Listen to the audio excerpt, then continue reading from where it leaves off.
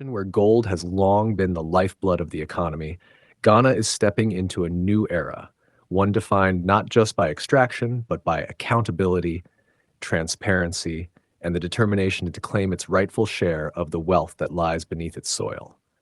The government has launched what may become one of the most consequential reforms in the modern history of Ghana's mining sector, the most extensive mining audit in a decade. And this isn't just a routine check. It is a forensic deep dive into 10 years of mining operations, a sweeping examination of production volumes, royalties, tax compliance, and environmental practices affecting some of the biggest names in global mining. Before we dive deeper into today's update, take a moment to like, share, and subscribe to the channel. Your support is key to helping us grow and reach more viewers like you. Don't forget to hit the notification bell so you never miss out on exciting updates. Ghana has always been known as the Gold Coast, a land blessed with rich mineral reserves, and gold remains the backbone of its economy. But for too long, questions have lingered. Questions about whether the country is truly benefiting from its natural resources, whether revenues declared match minerals exported, and whether communities living near these mines truly feel the promise of development. As global gold prices surged to a record high of over $4,380 per ounce by late 2025, and Ghana's own production continues its upward trajectory, the government is signaling that the era of complacency is over. Now, mining firms, including heavyweights like Newmont, AngloGold Ashanti, Goldfields, Perseus Mining, Asante Gold, and China's Zijin Mining Group, must open their books, their operations, and their records to the Minerals Commission from November 2025 to June 2026. This audit is not only about numbers, it is about restoring trust, ensuring fairness, and strengthening Ghana's economic sovereignty. Mining companies have been told to submit 10 years of production data, 3 years of financial statements, environmental permits, and shipping records. And the message is clear. Ghana is done leaving money on the table. In a period when the mining sector generated nearly GHG's 17.7 billion in 2024 and played a crucial role in stabilizing the economy after one of the toughest financial crises in decades, authorities are more determined than ever to secure every cedi due to the state. The country expects production to rise further to 5.1 million ounces in 2025.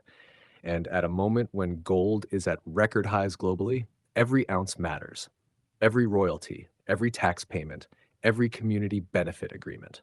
For decades, multinational mining firms have operated in Ghana with varying degrees of oversight, and while many have made significant contributions, the question of whether the country has reaped its full dues has remained contentious.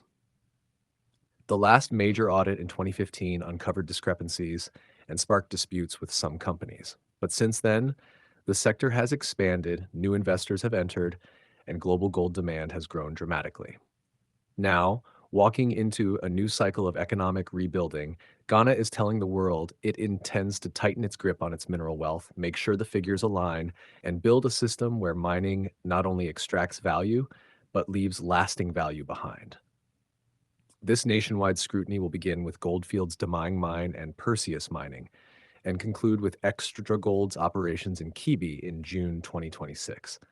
But beyond the paperwork and inspections, there is a deeper story unfolding, one about sovereignty and resource management, one about fairness for local communities whose lands bear the cost of extraction, and one about a country refusing to be shortchanged by global market forces. And the timing could not be more critical. Gold prices are soaring, foreign interest in Ghana's minerals is intensifying, and the next chapter of global mining is being shaped by transparency, environmental accountability, and community benefit. The government is not stopping at an audit. Alongside this massive review, sweeping reforms are in motion. Shorter mining license durations to ensure periodic accountability, direct revenue sharing with host communities to empower local development, and stronger environmental oversight to ensure sustainability. This marks a shift in how mining governance is seen, not as a once-in-a-while regulatory act, but as a continuous, active responsibility to the state and to citizens. As economist Said Boakye from the Institute for Fiscal Studies pointed out, such audits should not be occasional. They should be standard practice. Only then can a country fully understand its revenue potential and build smart tax policies that reflect real value, not estimated guesses. For communities living near mining concessions, from Tarkwa to Obuasi, from Ahafo to Bibiani, this audit and reform wave carries hope. Mining is not just an economic activity. It has shaped towns, livelihoods, dreams, and in some cases, struggles. While these minerals are dug from Ghanaian soil, transported on Ghanaian roads, and processed with Ghanaian labor, too often the wealth has flowed outward faster than it has circulated locally. This new oversight push signals a turning point, a commitment to fairness, to ensuring communities see more schools, more hospitals, more infrastructure, more opportunity. Because when minerals leave the ground, value should not leave the country with them. And yet, this is also a moment of reflection for mining companies. Those operating responsibly, transparently, and in good faith stand to strengthen their reputation and their partnership with Ghana. Those cutting corners or exploiting regulatory gaps will find that the spotlight has widened, and the era of quiet deals and unchecked figures is fading fast. In a global economy increasingly shaped by ethical sourcing standards, investors and consumers want to know that minerals are not only profitable, but responsibly managed. Ghana is positioning itself as a jurisdiction where transparency builds trust, where governance attracts strong long-term investors, and where fairness underpins growth. What makes this development even more significant is the context in which it unfolds. Ghana has emerged from economic turbulence, working to stabilize its currency, restructure debt, boost domestic production, and restore investor confidence. A thriving, transparent, and well-regulated gold sector is a cornerstone of that recovery. It sends a message to Ghanaian citizens, to the international market, and to future investors that the country is serious about maximizing the value of its resources and ensuring that prosperity is shared. Gold is not just a commodity here. It is history, identity, and the promise of a more prosperous future. As global markets grapple with uncertainty, as inflation drives safe haven demand, and as investors look to minerals as a hedge against volatility, Ghana stands at a powerful vantage point. The question is not whether gold will shine, but who will benefit most from its shine. For too long, resource-rich nations across Africa have seen wealth extracted while communities remain underserved. Ghana wants to rewrite that story, and this audit is the opening chapter.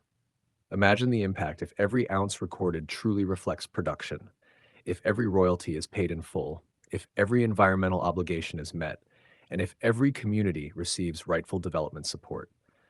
Imagine the confidence this would inspire, the jobs it would sustain, the infrastructure it could fund, and the future it could build. That is the promise driving this historic audit, not just accountability, but transformation. The world is watching, investors are watching, communities are watching, and future generations will measure this moment not just by policy announcements, but by tangible outcomes. Ghana is not simply reviewing mining records. It is reclaiming control over its destiny, asserting its right to economic justice, and setting a new standard for how resource wealth must serve national development. In the months ahead, as mines are inspected, data scrutinized, and reforms rolled out, the journey will not be without challenges, but it is a journey worth taking, a journey toward fairness, toward transparency, and toward building a mining sector that truly works for Ghana and its people. From the deep gold pits of Tarkwa to the administrative corridors in Accra, from international mining boardrooms to the communities living near concessions, a message is resonating. The era of quiet oversight is over. Ghana is rising. Ghana is watching. And Ghana is building a mining future where prosperity is shared, accountability is standard, and every molecule of value is traced and protected. And as the story unfolds, one thing becomes clear. This is more than an audit. It is a declaration. It is a promise. And for a nation forged from gold, it is a powerful step toward ensuring that its golden legacy translates into golden opportunities for all. If today is your first time watching this channel or you are returning to this channel for the exciting content, please subscribe to the channel for more educative and developmental projects across Ghana and Africa as a whole. Do you want to know about the state of a project in Africa? Then make sure to like and comment the name of the project you would like us to talk about and its current state.